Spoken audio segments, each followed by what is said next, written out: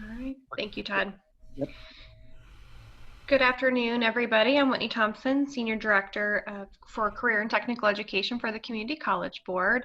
It's a small group of us right now, but I know this webinar will be recorded, and so faculty and staff will be able to jump on and listen and hear from Ellen. This is Ellen Singh, and we are talking about maintaining mental health in times of uncertainty. This is part of a multi-week summer professional development series that the Community College Board is sponsoring. And so Ellen is an instructor at Lewis and Clark Community College. So I'm going to turn it over to Ellen. Thank you. Good afternoon, everybody. Thanks for joining us. Feel very privileged to have the opportunity to share just a little bit of my experience with you today. So let me start off. Introduce myself just a little bit more. I am an adjunct professor at Lewis and Clark in Godfrey, and the class that I teach is through the music department. It is for but it's required for child development students, and the title is called Music for the Preschool Teacher. What I do besides teaching that college course is I also I'm in the music department because I run the kinder music program. So telling you all that is probably like, okay, so what does that have to do with mental health? Well, I use my social work skills for those things, I use my social work skills. I do have a master's degree in social work and licensed clinical social worker, and I use those skills in my music, but because of the past work experiences that I've had in social work, field of social work for many years, as well as my education, I am very in tune with and understand and feel as a real advocate for mental health, especially in times of crisis that we find ourselves in with the pandemic. And so I was really excited to have the opportunity to share some information with you all. Some things you may know, some things might be new to you, or just hearing it in a different way or from a different person might ring true to you. And hopefully this will give you information that will be useful for yourself as a personally as well as professionally. So as Whitney said, and I'll be a little more specific, in this session you will have the opportunity to reflect on your own mental health during these unprecedented times of uncertainty, both personally and professionally. You can also have your student in mind, of course, with this as well, especially our younger folks. We will discuss grieving and loss and how it can manifest itself, plus how to cope with manifestations, as well as share some wellness tips. And we'll also discuss looking at out for symptoms of depression within ourselves and also or others around us, and I'll offer some resources for further information for you. So again, I currently am in the music world, but social work is near and dear to my heart, and mental health issues as well, in terms of us all keeping our mental health as good as well as we can during these times. So I wanted to start off. Also, if you have any questions, feel free to put them in the chat. Might be the easiest way to do, and those will get picked up. We will have what? Oh, we will have a Q&A at the end. But again, if you want to ask questions or have a discussion throughout the presentation, that's totally fine. So let's start off with grieving and loss due to the pandemic in particular. And there are many ways that people experience loss in these profound and unprecedented times. We have just not traveled these roads before, all of us. And again, these may ring true to you. These things that I'm going to describe certainly ring true to me. I may be able to give you some my own personal examples as well. But disappointments have been rampant, if you ask me, since March. It could be job loss or certainly job change. I mean, one big thing in the academic field, of course, is we've got to flip from in person to remote. I mean, boom. So job loss or job change can be a disappointment. Maybe if you kids or grandkids or children you're around, they're spring semester and end of school things got completely flipped around, and or even disappointment. And I'm sort of being tongue in cheek, but of I can't get toilet paper. I don't know about you guys, but there was some real trouble with that at the beginning. So disappointment. Also, so many things have been canceled. Graduations, weddings. Birthdays, family gatherings, new baby celebrations, planned vacations. Originally, I, for one, had a really exciting summer planned of some travel, and I haven't gotten to do any of that. So that was kind of a bummer, I must say. So the world has changed with huge unknown factors and uncertainty. Even loss of rituals and routines. That we all have our certain amounts of rituals and routines, and they just kind of got blown out of the water for sure in the first few weeks, months, and even now. And then even the loss of physical connection. I don't know about you guys, but I haven't shaken hands with anybody. Hugs are pretty minimal, that kind of thing, and that can make a difference, especially if you've discovered that maybe you didn't realize it before, but you're a touchy-feely kind of person, and having the absence of that is you're realizing that even more. So with the pandemic, it's been we're all in this together. It's a sense of collective grieving is what I would call that. We're collectively grieving together in many ways. And then there are different manifestations of grief in this time, physically and psychologically, and you may or may not realize that they're connected specifically to what's going on in general, but it can be helpful to be aware of certain things, and then being able to name that in some ways can definitely help you. So you can physically experience grief, and you might have other experiences in your lifetime before the pandemic, but it can be similar in some senses. An example could be anxiety. Again, anxiety simply of the unknown. And so you as a person might be, yourself, and so it can show itself in different ways. But an example I have of experiencing anxiety in a physical way, which is part of the whole process of grief in some circumstances, is, for example, a tightness in your chest, or like a tightness in your stomach, or a churning in your stomach is an example, where that can be connected to grief, but in a very physical sort of way. Also, feelings. I don't know about you all, but for myself, I've definitely had a plethora of different feelings throughout this time. And it's important to allow yourself to have those feelings. I mean, in certain points at the beginning of all this, we were all for sure in survival mode. So compartmentalizing was one way to compartmentalizing those feelings was probably could be one way that was helpful to simply survive moment by moment. But eventually it's important to be able to express those feelings, name those feelings, and kind of let those feelings go through you, even if it's a little uncomfortable. And I'm going to talk a little bit more on that later. Another manifestation of grief can be a mental fog. I don't know, I can speak to myself, especially the first few weeks, first couple weeks in particular. I really felt that mental fog. I felt very overwhelmed. There were emails coming at me from all over the place, not only in terms of work things, but also my children are still in school, so we're getting a ton of things from the school district, and it was quite overwhelming. And the way I would describe my mental fog, I felt like I could not focus on anything for more than like a minute. And that was a little strange for me. Typically I feel like I have a pretty good focus, but that's how I would just kind of describe my mental fog at the beginning. Another manifestation of grief could be not feeling like your quote unquote normal self. And again, like that's a perfect example of what I just said. Was I normally have a pretty decent focus on things, at least for more than a minute, and so that did not feel normal to me. Of course, nothing felt normal at the very beginning at all. Changes in sleep patterns. It's really important to be aware if you're seeing some changes in your sleep patterns, because again, that can be a manifestation of grief. Certainly can be stress. That whole, again, our world is kind of flipped upside down, sort of thing.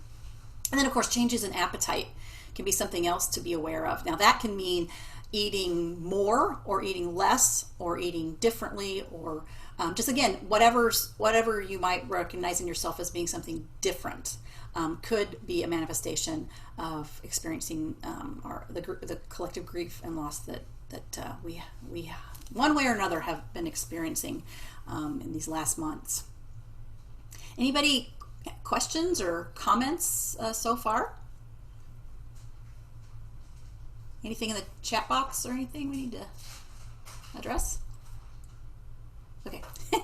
Well, you may have heard of the stages of grief. That's by Kubler and Ross came up with this. You've probably heard of it before.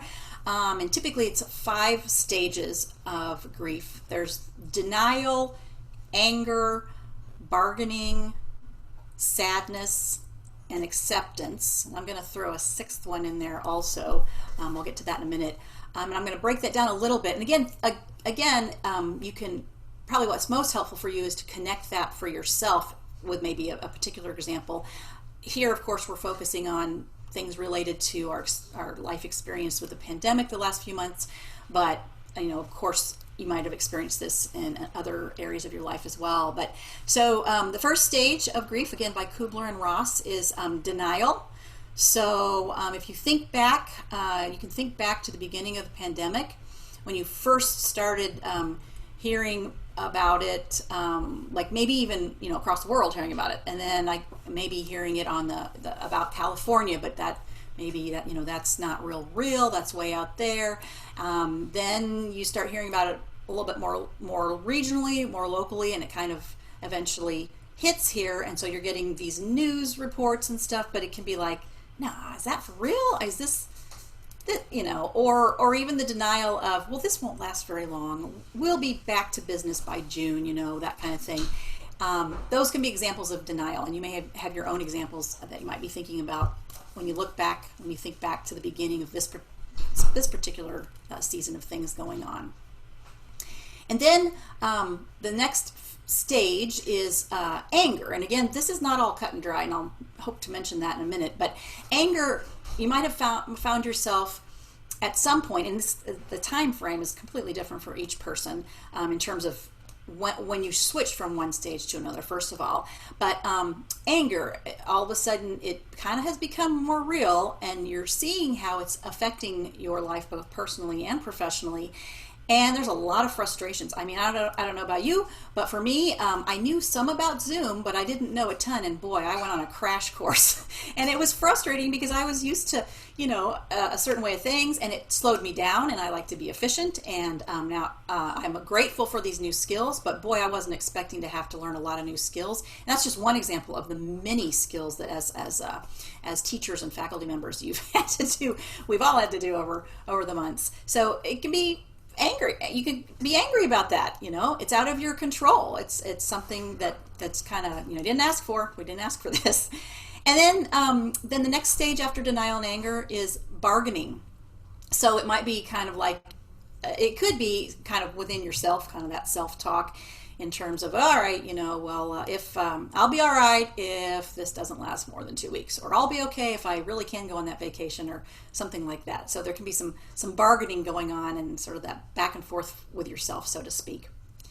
And then the fourth stage, I'm going to call sadness, or it can be depression, sadness or depression. I'm just going to say sadness. And that's when, you've gone through some denial, maybe some anger, some bargaining, and then it's just sad.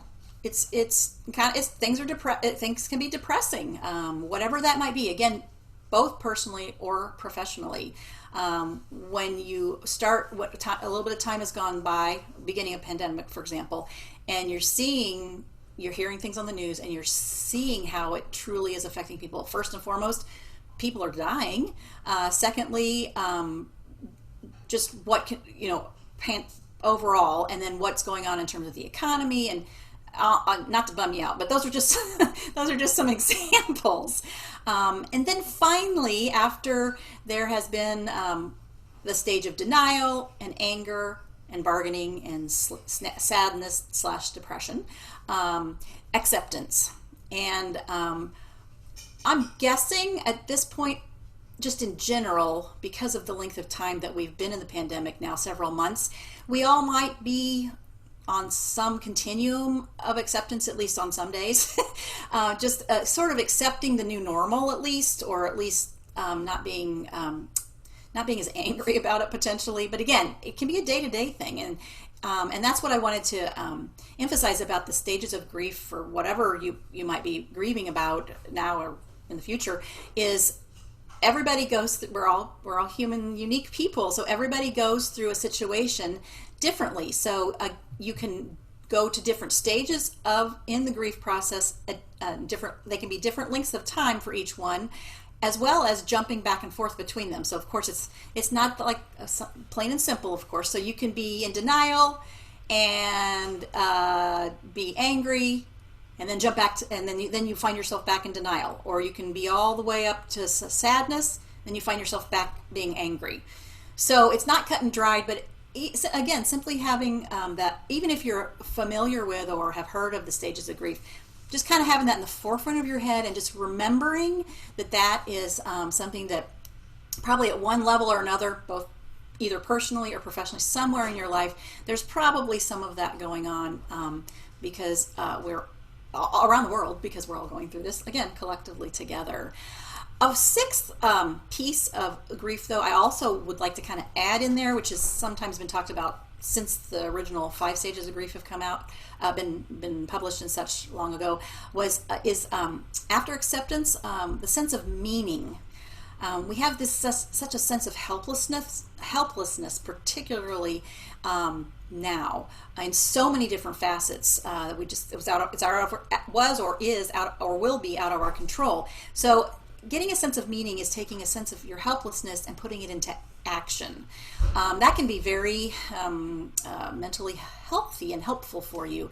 So an example of putting meaning into the stages is lots of people jumped on board and started making masks, whether they were making them for just a small group of people or kind of making it a huge mass production, so to speak. That's just an example that I can come up with. You have control over at least making the mask, and you know that it's a helpful thing and it's going to help people immediately, when we were completely, nobody had masks and all those kind of things in the beginning. Any comments? Questions?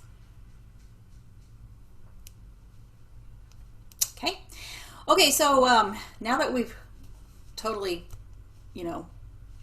been talking about negative things, this bum you out here. Let's talk about how to cope and deal with grief, because it's going to be there if it's not now, or it could be, or there's different levels of intensity of it. So it's important, again, to have it kind of a reminder in the forefront of your head when something starts to affect you.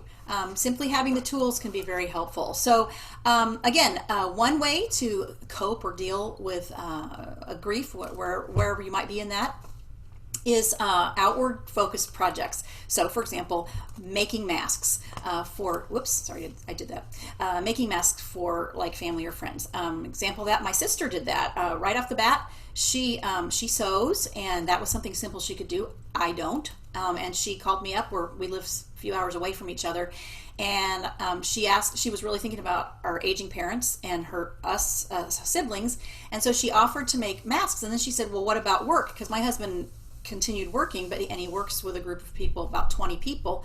And I said, can you make masks for my husband and the people he works with? This is really important for them to stay safe, and they're keeping going, they're essential. And so she made them, she mailed them to me, and I think that felt really good to her, and I felt good being able to give that to my husband, and him being able to utilize that at work early on when there wasn't access as much as now. So that's an example of an outwardly focused project, and you might think of one for yourself. Maybe it's something that a hobby, or something that you enjoy, or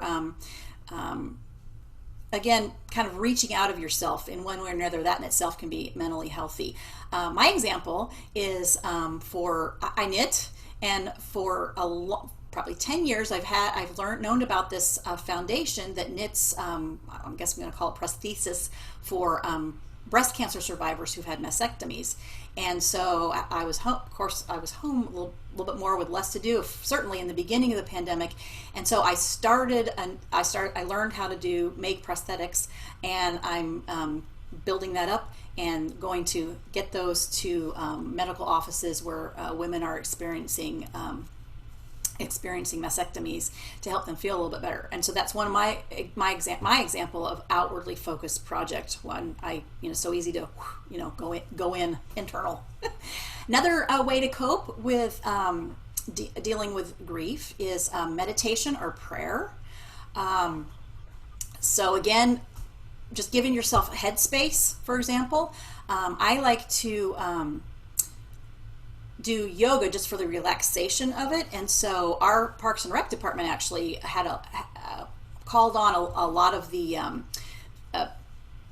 fitness centers, including yoga centers, to videotape them a session, and then I kind of collected those. And so I go to my basement away from all my children who are home and that kind of thing, and I turn the lights down low, and for a little bit it's again intentionally helping me to breathe a little deeper, which then helps relax me. And that in itself for me is very helpful, as well as, again, prayer and that kind of thing. So you can think about that for yourself, something that is relaxing for you in one way or another. Also, it's important, another way to cope is, it can be very scattering. Again, especially in the first few weeks, you may look back, I look back and things just seemed scattered, flipped upside down, scattered, totally chaotic, and that kind of thing. And it was really hard to be present, to be centered, for sure. So one thing that you can do is anchor your senses, your sight, your smell, your hearing, your taste, your touch. So anchor your senses. And my example is, one of the things I started doing early on is my fitness center was completely closed down, and I still felt like I wanted to get some cardio. I'm not a runner, but I do like to power walk and get that cardio that way. And I do ideally enjoy exercising outside. I just hadn't really done that. I've been going to my fitness center. So I started walking a route outside my neighborhood, and it takes me around a little park, which has a really nice tranquil pond with a fountain. And I have done it virtually every day since March. And so what that has done for me is it gets me out of my house, gives me fresh air. All that physical stuff is really healthy for me physically and mentally. But that's given me an opportunity to help be present and centered, because what I'll do is my head will start spinning, while I'm walking. Of course, I can't get away from my head, but I will stop, and I very intentionally listen for the birds chirping, because I try to do this a little earlier in the morning, not too many cars going by. Listen to the leaves wisping in the trees, if I'm lucky enough that there's a breeze. Visually going and seeing the real placidness of the water, and also hearing the fountain, and just being, or maybe smelling a flower as I'm walking by somebody's house. Those kinds of things just kind of helps you center yourself and be present in the moment, and it stops all that other going on in terms of I got to do 5,000 things, and especially in our, when we haven't quite gotten to our new normal, or even in our new normal because it's so new, that kind of thing. So that's my example, but you can maybe think of your own, of ways you can do that if you haven't already. It can be very helpful. It doesn't take very long, and it doesn't require any resources besides those couple of minutes. Also, in terms of coping and dealing with grief, so you can take upon yourself doing an outwardly focused project. That can, of course, look very different for very different people. Lots of different choices. You can meditate or have prayer. You can be intentionally practice being present and centered, and then, of course, basic self-care. Just a reminder, exercise can be so important. It's so important for us in so many different ways, but certainly in terms of our mental health. Getting some kind of exercise, getting yourself into a routine. Like I said, just my little power walk every morning has been really, really grounding for me, and I think very mentally healthy for me during this time. Being outside, and I know it's harder when it's super hot. My example of that, besides exercising, is we have a patio, and it's gotten a little too hot to be out there now. But the first half of the summer, again, being home a lot more than I'm used to, I decided to kind of bond with my patio. And so I tried to do as much work and things like that outside on my patio. And I really, something about just stepping outside, even though I'm still right there in the home, really helped. Again, I was hearing the birds. I was maybe waving at a neighbor from the distance and those kinds of things. And it's very helpful. So being outside in one way or another can be very good for your mental health. Journaling. I'm not a real journaler, but I definitely think it can, especially if that's something that you really enjoy. You enjoy writing, and you know that it really helps you in terms of getting your feelings out, getting your thoughts out, just getting the muck out of your head. Journaling can be very beneficial. It also can be beneficial to look back on it. Reading back, maybe say in March, if you started journaling, and then seeing how your thoughts and how things have changed, your observations about yourself and about what's going on around you, for example, can be very helpful. And then another thing in terms of coping is to simply remind yourself that this is a pandemic, that this pandemic as a society, it actually is survivable as a society, as a world overall, and that we will eventually get beyond it. That's sometimes it's hard to realize. Will this ever end? Kind of. And so to remind yourself that eventually, as a whole, as a society, it will pass eventually.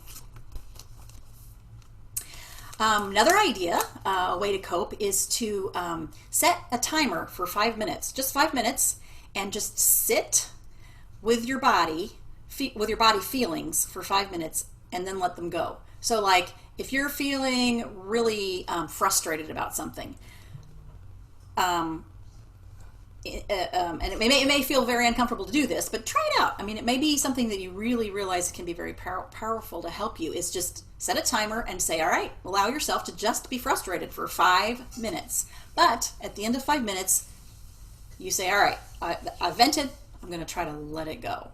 So that can be something very simple that you can do at home or in your car, or won't take much of your time, but could be definitely helpful in terms of your mental health.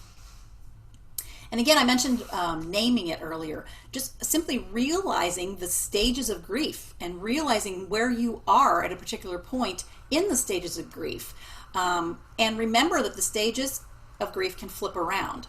Having a realization of where you are at a present time in that whole process, and naming that can help you kind of have a little sense of control, I suppose, over why do I feel this way, that kind of thing. You can put a little boundary around that.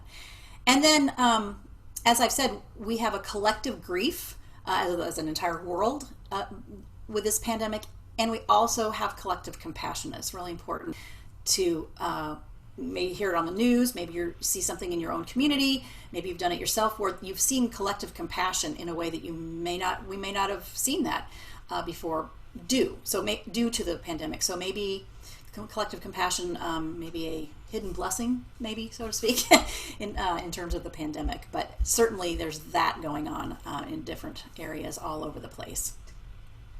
Any other ways people have found that coping, any other coping ways that people have found helpful to them that you might be interested in sharing? Maybe not, that's okay. I have a question. Yes. You said that you teach music. Can Yes. music help with coping with grieving? Can music help with that? Yes. Absolutely. Oh, absolutely. If you aren't a music person but have different types of music that you enjoy, absolutely have that in the background. Maybe have it more often in the background. If it's if something that will help you relax, you can use that for part of that coping mechanism of relaxing yourself. If you sing, even if it's just in the shower and you don't want anybody else to hear you, if you sing, that in itself, that breathing, gives you that more of that deep breathing than you normally have typically when we're talking and using our lungs.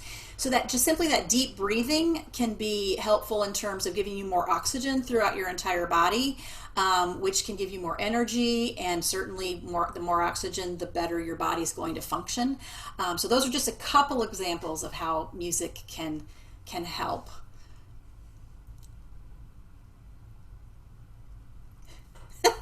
Anybody else? Great question. Yeah, thank you. Yes, you're welcome. You're welcome.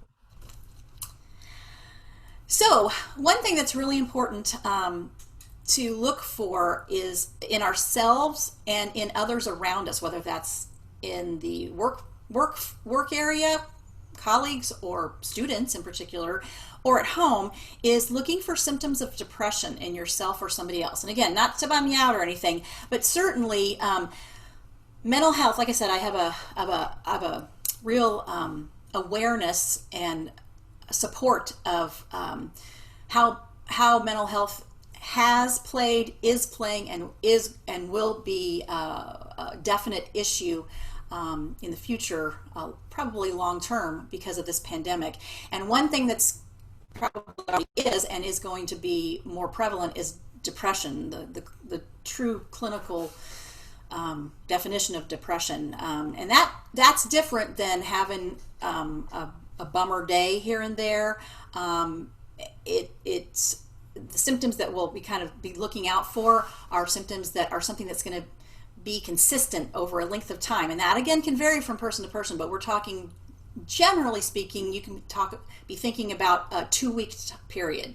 A 2-week period where certain symptoms that are just not yourself or somebody's around you, that might be something to be more aware of. So there is a difference between being bummed out about something and depressed. But again, there are a lot more things to become bummed out and depressed about. Big things that are very legitimate, but when it starts to affect somebody's daily functioning or worse, then it's really important to be aware of those things. So looking for symptoms in ourself and others of symptoms of depression. Affect. Looking at someone's affect, is their affect is different over a sustained period of time. So maybe yourself or someone around you is typically a real bubbly kind of person, and all of a sudden over a length of time they're walking around and their affect, they're not smiling as much as they normally do. That's an example of affect, or even body nonverbal, how the body is carried. Maybe someone typically has a real erect posture, that sort of thing, and then all of a sudden you kind of see them slumping a lot, not just for the day or something, but over a length of time. You're just seeing how they're moving their body, how they even walk. If you know that person or you know yourself and you see something different over a length of time, that's affect. That's one thing to look out for. Also, looking out for yourself and others, no motivation to do what you usually enjoy. So there's something like, say you really enjoy cooking. It's something that you enjoy, not that you have to do for your family, because that may not be enjoyable sometimes. But simply, you just can't get yourself to get in the kitchen. That's something that's different, and you're not motivated to do when you normally would be. Or it could be something work related. So keeping those things in mind. Another symptom of depression over a length of time could be unable to function throughout a typical day. That could be really having trouble getting out of bed in the morning. Maybe even you're normally a morning person and usually you just pop right out of bed. That would not be me, but some people are like that. And so maybe it's like super hard to get out of bed in the morning, or it's so hard that you miss a Zoom meeting or something like that, where that's starting to affect your typical day, because that might affect your job, for example, or something like that.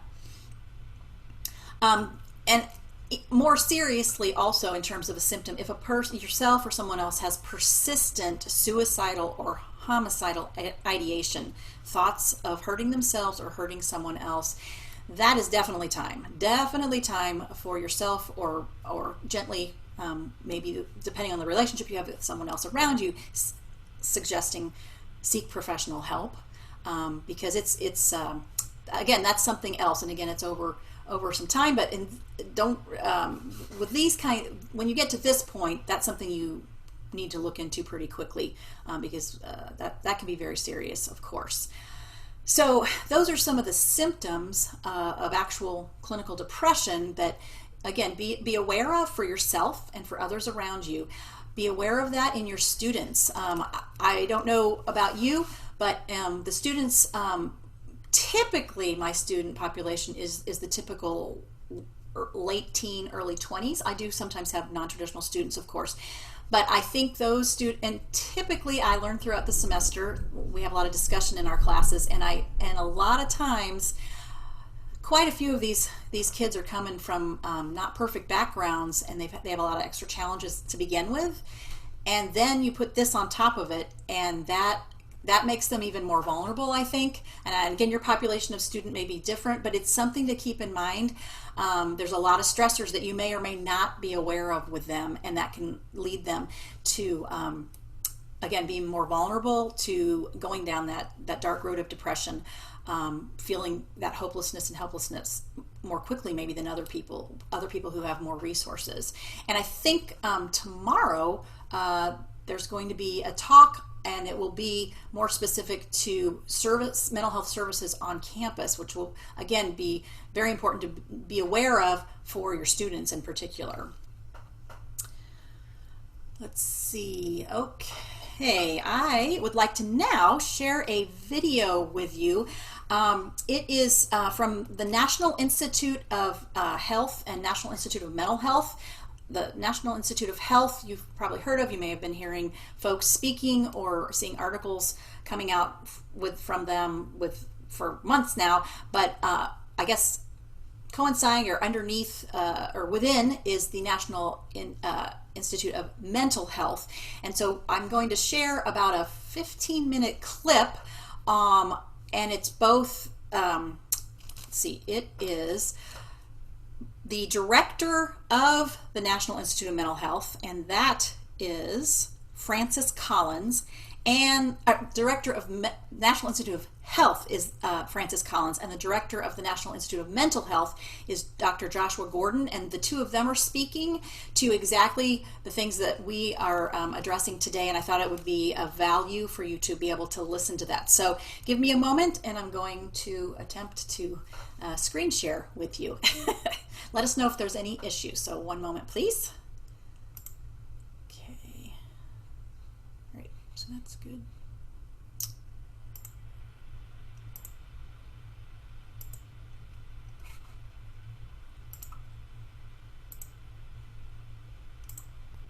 Can everybody see the video? And I think I have it queued up, so it should be the beginning of their introduction of themselves. Particular kind of trauma. And now Oops, no, it didn't. Let me get back to 22. Okay, here we go. That was thunder, I think. Sorry. Well, hello, everyone, and hello to Twitter and Facebook. I'm Francis Collins. I'm the director of the National Institutes of Health. And with me is Dr. Josh Gordon, who's the director of the National Institute of Mental Health, one of the 27 components of NIH. And we're here to talk to you about... Sorry. Pushed a button. Shouldn't have done that. Components of NIH. And we're here to talk to you about the way in which COVID-19 has put people in particularly difficult circumstances as far as anxieties and depressions and grief, and how we can best cope with that. So this is a session about coping.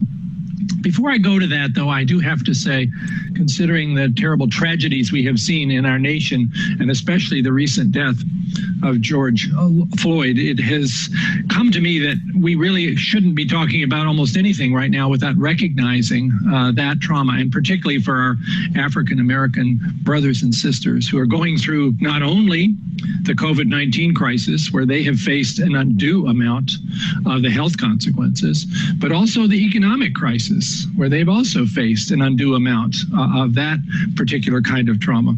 And now to have this circumstance with what happened in Minneapolis with George Floyd, adding on top of that and justifiably causing people to cry out for justice. And we support them in that in every way. And of course, this also adds to the circumstance that we have seen around us about health disparities and about how it is that in the United States, not everybody seems to have the same expectation of life without illness. And the idea of focusing on that has been a big part of NIH over the course of many decades. But now a really bright light is shining on that on the basis of what we see with COVID-19 and with the current circumstances around us. So we dedicate ourselves even more than ever to the efforts to identify what are the causes, but more importantly than that, what we could do to try to intervene and address those health disparities so that they will not be considered as just one of those things. That's not the right answer. We're dedicated to finding answers. So with that as a background, the other aspect of COVID-19, which we're here to talk about today, is the way in which this global pandemic, with all that that has done in terms of doing things to people to cause them to be fearful of their own health risk, to be placed in many instances in seclusion at home in order to stay safe, potentially with risks of job and economic stress. There's no question that our nation and many other nations in the world are going through a time of considerable stress. And that does have, of course, consequences for all of us in terms of how we cope with it. Josh Gordon, as a person who leads our Mental Health Institute, but who's also highly qualified both as a basic scientist and a psychiatrist, knows a lot about this issue and is here for me to ask some questions and for him to provide some recommendations about how we might all better cope in this unusual time. So Josh, really glad that you could join me. I'm talking to you from my home office in Chevy Chase, Maryland, and I don't think you're at your usual duty station in the NIH building either. So yeah, Josh, where are you and how are you doing? I'm in the basement of my home in Bronx, in New York, where I've been hunkered down now for 11 weeks. And fortunately, I'm doing fine, and so is my family. Thanks for asking, Francis. Wow. Well, there are many people who are dealing with the mental health issues as the pandemic persists. They're overwhelmed, some of them anyway, with a range of emotions. I've certainly had plenty of them myself. Certainly anger, sometimes just sadness about what's happening, anxiety about one's own health risks or about that of your family. And it's hard not to feel down about this. So how would people know, since this is a pretty broad experience, that you're experiencing normal reactions versus something more significant that might require some intervention? That's a great question, Francis. This is an unprecedented global scale pandemic that is affecting nearly everyone, and everyone is affected in their each unique individual way. And you've mentioned some of those emotions that we're all feeling, be it grief or worry, anxiety, fear, anger. That can also manifest in other ways like problems sleeping, changes in appetite. These are all reactions and can be considered part of a normal reaction to the stress of the pandemic. But if these symptoms are so severe that they begin to prevent you from doing the things that you need to do, whether that be your job, if you're fortunate enough to be working, or caring for your kids or other loved ones, getting groceries, cleaning the house, taking care of yourself, if those symptoms are so severe that they're interfering with your basic function, that's a sign that you might need help. Anyone who thinks they would would appreciate help or might need that hope, or is concerned about someone that they care about, should seek that out. Ways that you can get that help: you can talk to your primary care provider, you can talk to your mental health provider if you already have one. You can also reach out to one of a number of different local and national hotlines. Particularly if you're thinking about harming yourself, I would urge you to reach out to the National Suicide Prevention Lifeline, which can be contacted 24 hours a day, 7 days a week at 1-800-273-TALK. That's 1-800-273-8255. Great. I appreciate your providing those resources right up front here for people who are really struggling and looking for some abilities to reach out and get some help. But how about those who are struggling, as many of us are, with the temptation to sort of sink into those negative feelings that may not be all that productive, but yet they're there? Do you have some suggestions, simple steps to cope with those experiences, those feelings? What can people do to take care of themselves at this time?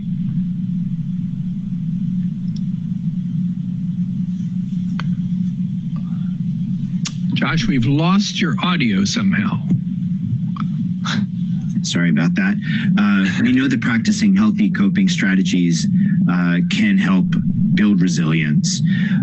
These could include exercising, setting reasonable expectations for accomplishments throughout the day and noting them when you get them completed, eating and sleeping regularly, taking care of your body generally, and avoiding drugs and alcohol. Sometimes people turn to those for relief, and unfortunately they are not usually as helpful as we hope they can be. All those things can help support your mental health. One really important thing to do in these days of physical isolation is to stay connected with your friends and family. We can't do that so easily in person in these days, but we can do it through phone calls, through video conferencing, through any number of means of communication. And I want everyone to remember that social distancing does not have to mean social isolation. Again, if your symptoms worsen despite these coping mechanisms, it is important to reach out for help. And one more note about kids: if you're caring for kids, listen to what they're going through, ask them, talk to them, because that can really help them cope as well. And if you need support, there's lots of different resources. One quick place that I would point people to is the Centers for Disease Control and Prevention. They have a webpage with information on coping and contact information that you can reach out to. So, Josh, I'm curious, people are probably wondering, well, what do you guys do about this? I'll tell you what you mentioned about reaching out, even though you may be physically distanced, not to make it socially. So my family and I are now having a Zoom call every Sunday afternoon, and I feel closer to my 5 grandkids who range in age from 13 to 20 than I have in a long time, because I get to talk to them every week and hear what's on their minds and what they're going through. So there might be an opportunity here, even an ironic way, to strengthen some of those relationships. I also agree with what you said about exercise. So even though I'm having to do my own exercise program in my basement because I don't want to be out there quite yet in a gym with other people, I have a trainer who zooms in at 5:30 in the morning, and he's just as good at saying you need to do 5 more over the Zoom as when he was there in person. So that helps me, kind of gets the blood flowing. And also I spend some time every morning in prayer, because that is for me a real anchoring step. So yeah, all those kinds of things. I don't know, Josh, what you do. You got plenty of stresses on you up there and in the hotbed of where COVID-19 has been almost the worst in our country. Well, I do a lot of that as well. I do rely on my faith community. My synagogue has been very active with virtual experiences. We have family Zooms every Friday night with an extended family, and it's wonderful because we're spread out all over the country, and for us to get together is wonderful. And I do try to exercise regularly. I love to bicycle, which is a thing one can do in a socially isolated way. Now in New York, I wear a mask the whole time I'm biking, but I've gotten used to it. So a lot of those coping mechanisms I use really on a daily basis. So, Josh, what about people who, even before this crisis came along, were struggling a bit with mental disorders, depression, anxiety, other kinds of conditions? This must be particularly difficult for them because already they had some background and now this set of circumstances gets piled on top. What advice do you have for those people? Well, first we have to acknowledge that there's definitely a concern about increased vulnerability amongst those with pre-existing mental illnesses and conditions. The social distancing that is taking place can make it more challenging for them to reach out to their support networks. The inability to go see their providers in person can have an effect. So first and foremost, people with a pre-existing mental condition should do the things that normally they do to help cope, which includes all the coping mechanisms that I just mentioned, but also means reaching out to their support groups and letting them know that that this is a hard time. When I would counsel all my patients to do that whenever things look like a challenging period for them, whether it be a job loss or they felt an episode coming on. And so reach out to the people around you, be it your loved ones, be it peer supports, be it friends, and let them know that you might need some extra help during this time.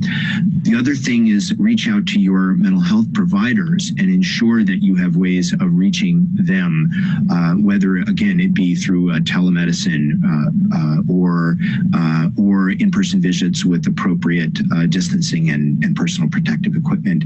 Finally, make sure that you have a supply of medications on hand if you do take medications that you can rely on if you do need to quarantine for a period, or if it's challenging for you to safely get to a pharmacy. So we've been talking particularly about individuals, but we're also a part of communities and families and groups of friends. And I think we all are worried about the people around us as well. So what should someone do if they see a loved one who's clearly struggling with mental consequences of COVID-19, but maybe hasn't quite figured out what to do about it, or maybe feels like they've got to hold it all inside? How can we reach out to those around us if we see them struggling? Well, first and foremost, you can reach out to them and talk to them about it. Ask them how they're feeling. Ask them how they're doing. Ask them if there is something that you can do to help. You can start that with a sort of normal conversation, just checking in, but then don't be afraid of saying, hey, this must be a really tough time for you, and I see it on your face. You want to talk about it? That's a great first step. The second step is, you can help them evaluate whether what they're going through is something that they can deal with on their own with coping mechanisms, or whether they might need professional assistance. You can ask that question of them and have them go through the process of saying, maybe it is interfering with my ability to do what I need to do during the day. Maybe I'm not eating right and I don't have the courage or the motivation to go shopping for food, or I can't get my work done, and help them realize that so that they can then reach out to their providers, to the helplines, to their support networks to try to get the help they need. You can help them give themselves a break, though, if they're struggling, by helping them realize that everyone's struggling and that we're all going through this. And that sense of shared burden, that sense that we can recognize that we're not alone in this, that can help a lot. So, Josh, you're in the New York area, and some of the most wrenching stories I have seen are circumstances where someone is affected with COVID-19, gets admitted to the hospital, ends up in the ICU, and their family can't come see them. And then ultimately, some of those folks do lose their lives, and yet there's no opportunity for the usual form of gathering to grieve, to say goodbye, because it's not safe.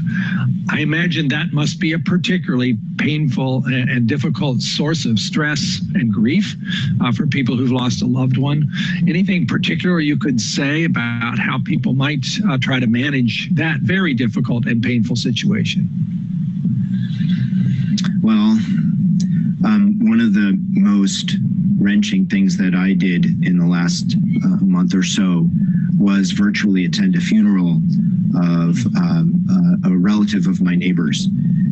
And I think that helped my neighbor quite a lot. That another neighbor of ours reached out and organized a group of us to get on a Zoom call at the funeral because they were really only able to have 2 or 3 people attend graveside. There are lots of things that we do to comfort each other in times of grief, and those things that we do are incredibly crucial to the grieving process, and most of them involve social contact and, frankly, physical contact. The first thing you do when you walk into a house of mourning invariably is hug the person who's lost, and we can't do that. But there are things that we can do. We can reach out and call our those who are suffering. We can offer to share stories or pictures, whether that be via email or video chat or text message. If you're so inclined and you knew the person well. All right. Let's see here. Oops.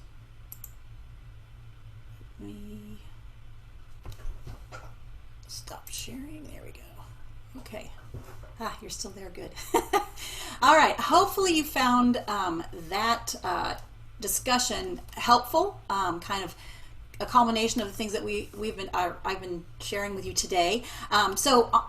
Before our question and answer, I just wanted to rename pretty much what they already suggested in terms of resources. Again, information beyond just this beginning discussion that we've had. So resources I would recommend and echo what they said was that first of all, the National Institute of Mental Health, NIMH, the Center for Disease Control and Prevention. There's a mental health component to that on their website. Primary care physician, just touching base with your primary care physician or suggesting that to someone who around you. And then of course, mental health provider. And again, especially now that there are in-person and virtual options for that. So that gives it more flexibility and more options and comfort levels possibly for folks. So with that, I appreciate your attention, and now I open it up for our last couple of minutes with any questions, question and answers.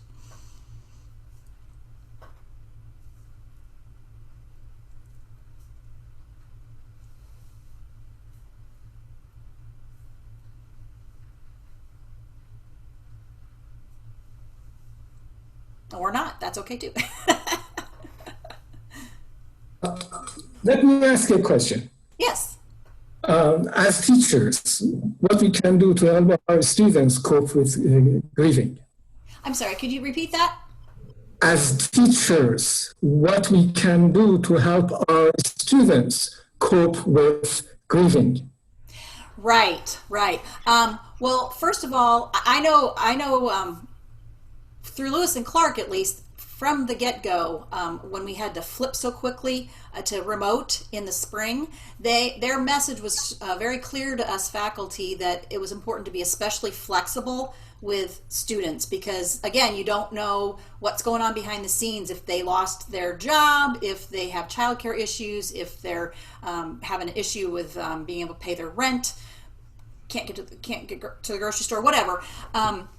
So in terms of having that extra amount of empathy toward the student and to the students in general, letting them be very aware that there's extra flexibility, not to give them excuses to get by with not doing stuff, but extra flexibility and that you are behind them and you support them in any way that you're able to. I think just having that relationship between you and your student in general, I think gives you that foundation, that trust level with them, for them to feel comfortable to come speak to you possibly if they are having struggles. And if they are having struggles, if it's something that you as yourself with your own personal experiences or whatever feel comfortable just chatting with, or and you just think that it's probably something that's maybe they just needed to get that off their chest,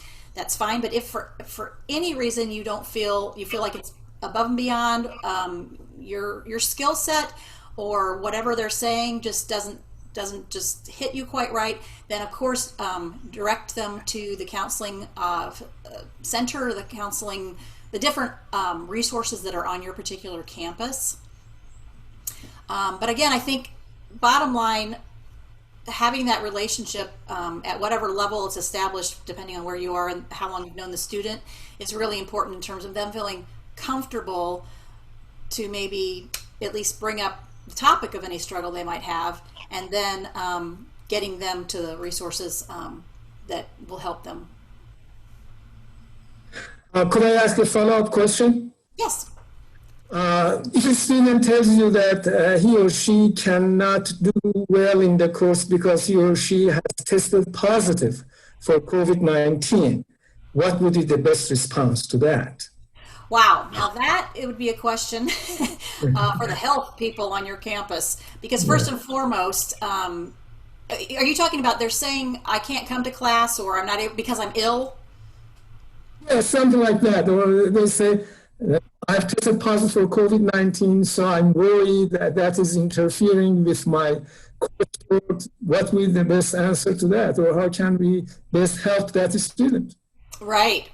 Well, first you have to go, I would say you have to know what your particular campus policy is, because there probably is some protocol put into place specific for those situations, or if there isn't, I'm sure it's percolating right now as we prepare certainly for the fall.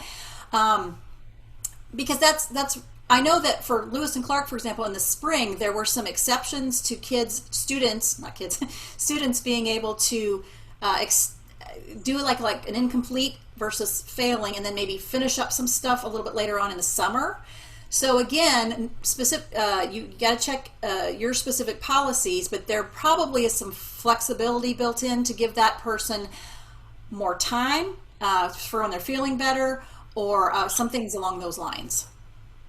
Okay, thank you. Mm-hmm. Anyone else? Good questions.